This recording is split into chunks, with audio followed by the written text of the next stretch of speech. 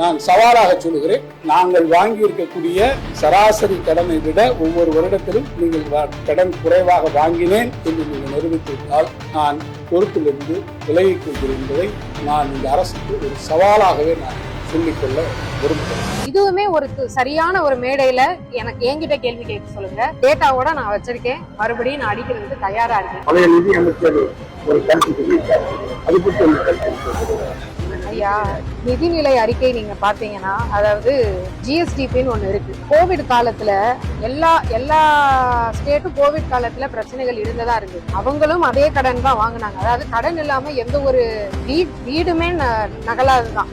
வீட்லயுமே நம்ம கடன் வாங்கி தான் நிறைய விஷயங்கள் நடத்துறோம். அதே மாதிரி ஸ்டேட்டும் கடன் வாங்கி ஒரு நல்ல விஷயத்துக்கு பயன்படுத்தி இருந்தாங்கன்னா ரொம்ப நல்லது. அது எந்த விஷயத்துக்கு பயன்படுத்துறாங்க, அதனால மக்கள் பலன் அடைஞ்சாங்களான்றதுதான் கேள்வி. கோவிட் காலம் சொல்லி அவங்க அதையே இது பண்றாங்க.